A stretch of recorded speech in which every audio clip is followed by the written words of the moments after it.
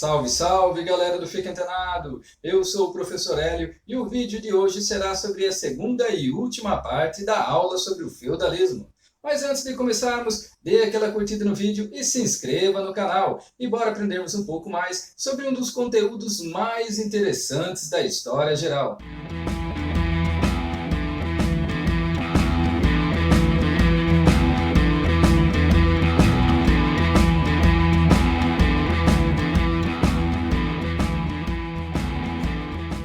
Ao falarmos de feudalismo, é importante lembrarmos que dentro desses 977 anos de Idade Média, muitas transformações ocorreram dentro do próprio sistema feudal.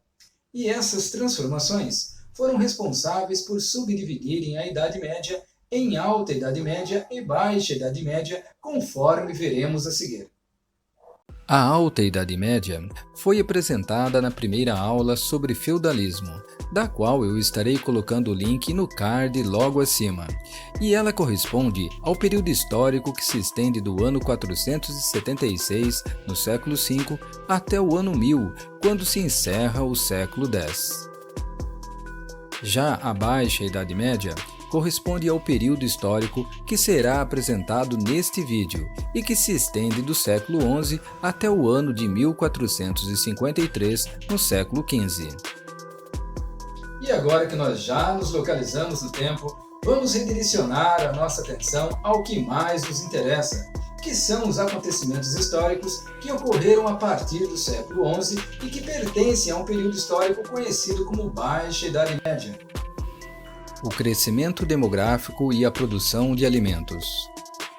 A partir do século XI, a Europa feudal começou a mudar e as invasões começaram a diminuir.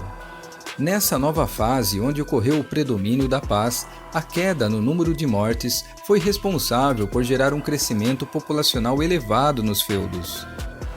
Com o aumento no número de habitantes, tornava-se necessário produzir mais alimentos. Para isso, foram ampliadas as áreas de cultivo dos feudos com a drenagem de pântanos e o desmatamento de parte dos bosques.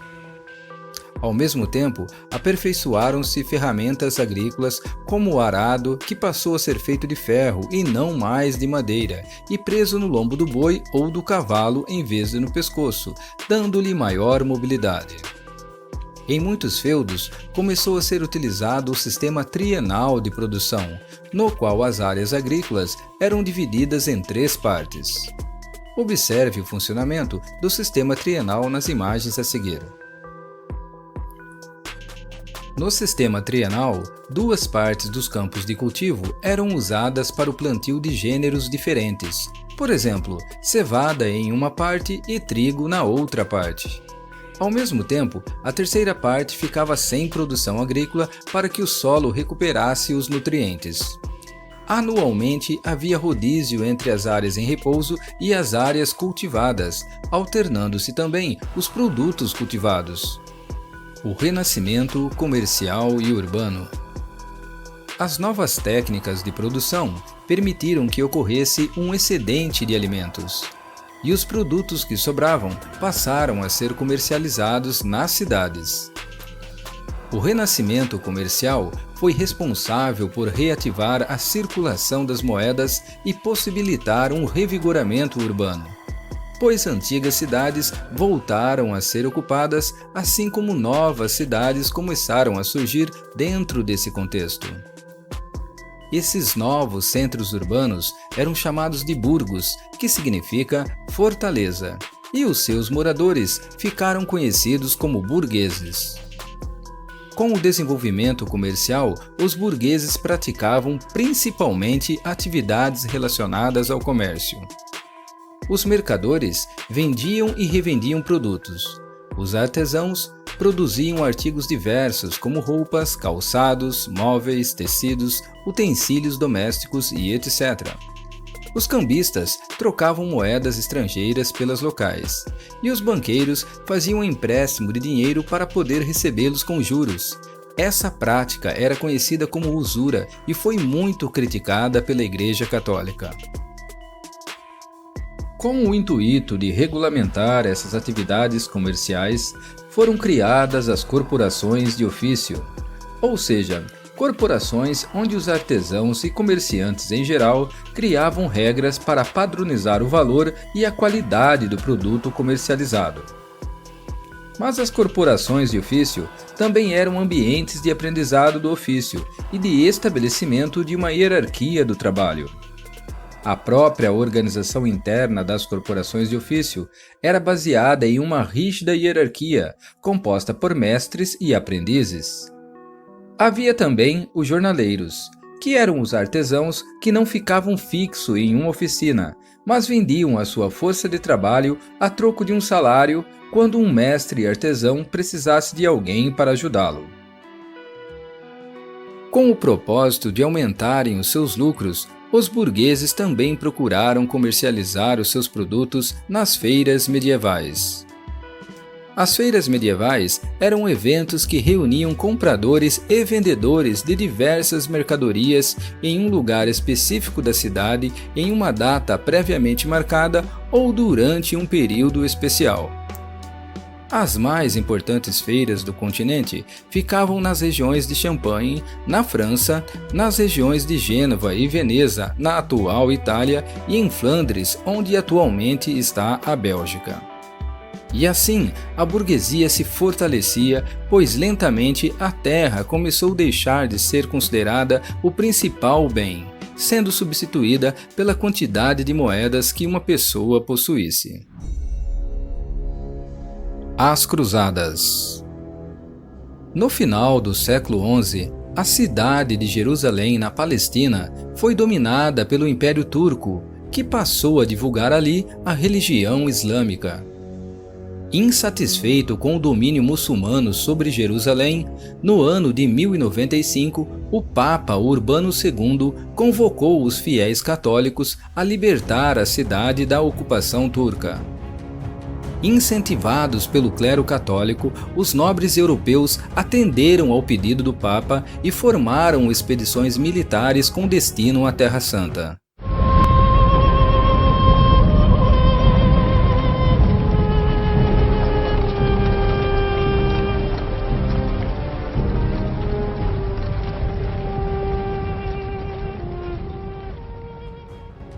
Essas expedições ficaram conhecidas anos mais tarde como cruzadas, por conta da cruz que muitos dos seus integrantes utilizavam no peito. As cruzadas provocaram um acentuado processo de transformações na sociedade medieval europeia.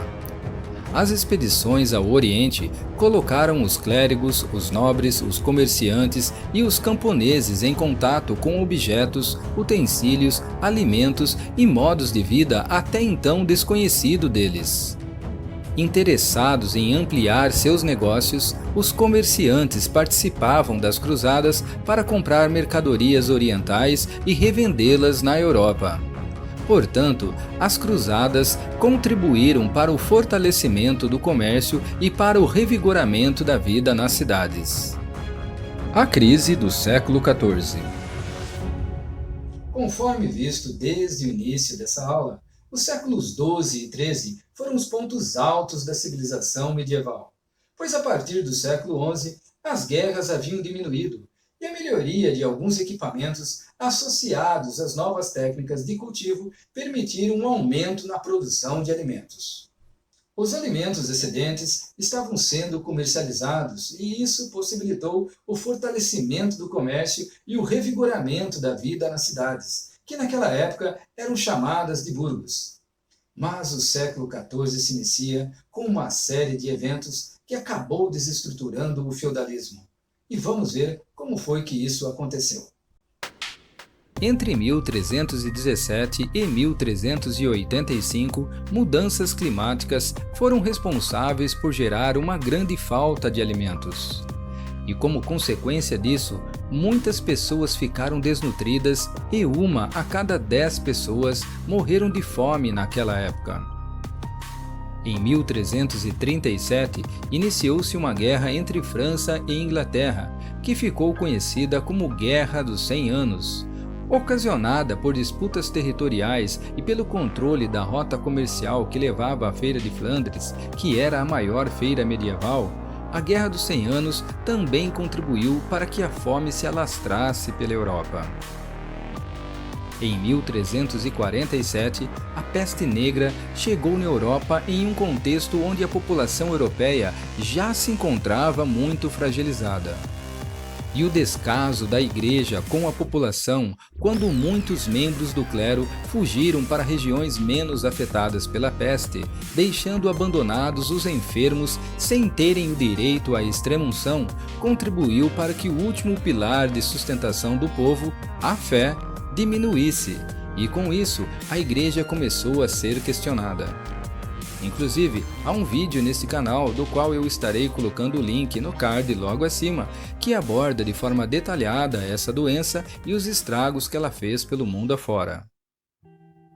As revoltas camponesas. A fome gerada no século XIV, aliada à Guerra dos 100 Anos e à Peste Negra, foram responsáveis pela morte de milhões de pessoas. Em meio a tudo isso, devido à diminuição na produção agrícola, os senhores feudais passaram a aumentar as taxas de impostos para os camponeses. E essa situação levou a diversas revoltas camponesas e ataques aos senhores feudais. Essas revoltas ficaram conhecidas como Jacqueries, que significava Jacques Bonhomme, Jacques o Simples, o que nos dias de hoje seria o equivalente a João Ninguém. E esse foi um apelido pejorativo dado aos camponeses pela nobreza. As revoltas camponesas que mais se destacaram no século XIV ocorreram na França em 1358 e na Inglaterra em 1381. As principais reivindicações dos camponeses diziam respeito à luta contra a fome e às más condições de vida acentuadas durante a crise do século XIV. O apelo de socorro, feito por muitos senhores feudais aos reis, contribuíram para que lentamente o poder político voltasse a estar centralizado nas mãos dos monarcas, ou seja, nas mãos dos reis. A aliança entre os reis e a burguesia. Enquanto o poder da nobreza feudal diminuía nas áreas rurais, nos burgos acontecia o contrário com a burguesia. No entanto, os burgueses possuíam uma série de obstáculos para ampliar os seus negócios. O clero condenava a usura, que eram os juros cobrados pelo empréstimo de dinheiro. As rotas comerciais eram perigosas e as caravanas de comerciantes eram constantemente atacadas. Dentro de uma mesma região, havia uma grande variação no sistema de pesos e medidas. E muitos burgos estavam localizados em terras que ainda pertenciam a alguns senhores feudais, o que lhes dava o direito de cobrarem impostos da burguesia. Para tentar superar esses entraves, em muitos lugares a burguesia se aliou a um rei, dando-lhe poder para que os seus interesses pudessem ser atendidos. E com isso, a aliança entre reis e burgueses foi vantajosa para os dois lados. O fim da Idade Média e do feudalismo. Financiados pela burguesia, muitos reis criaram exércitos regulares que eram formados por profissionais pagos que ficavam a serviço do monarca em tempo integral. Assim, os reis foram restabelecendo a ordem e criando leis que favoreceram os interesses da burguesia.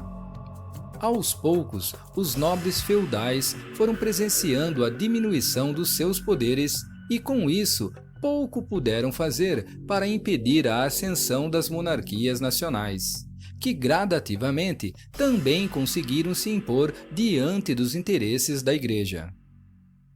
No entanto, vale ressaltar que a formação dessas monarquias nacionais não foi igual em todos os lugares.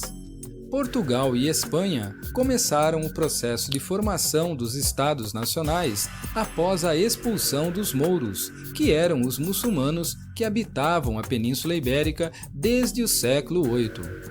Na França, isso ocorreu em decorrência da Guerra dos 100 Anos, enquanto na Inglaterra o processo de formação de um Estado nacional ocorreu em decorrência da Guerra das Duas Rosas, que foi uma guerra civil onde duas famílias inglesas disputavam entre si o poder inglês.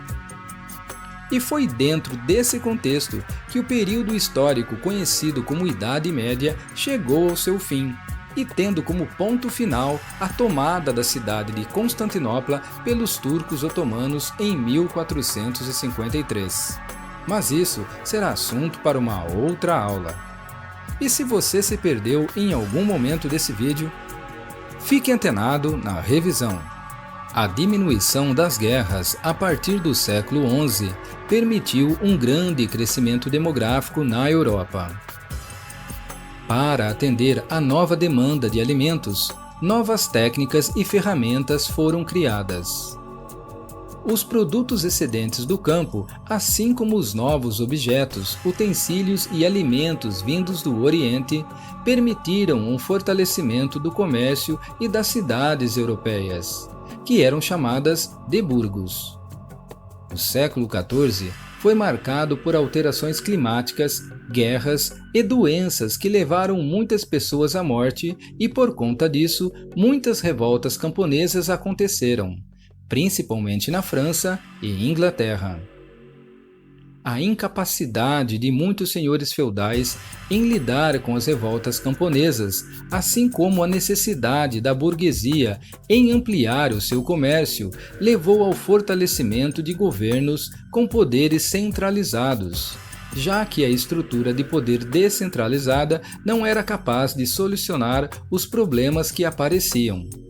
Assim, os reis foram se fortalecendo e tornando-se uma das figuras mais importantes ao lado da igreja e da nova classe social que surgia, a burguesia, dando início à formação dos estados modernos. E eu espero que vocês tenham gostado da aula de hoje e não se esqueçam de curtir esse vídeo e de se inscreverem no canal, pois só assim eu terei condições de continuar a desenvolver esse trabalho e fazer do Fique Antenado a sua principal plataforma de estudos. Um grande abraço a todos e até mais!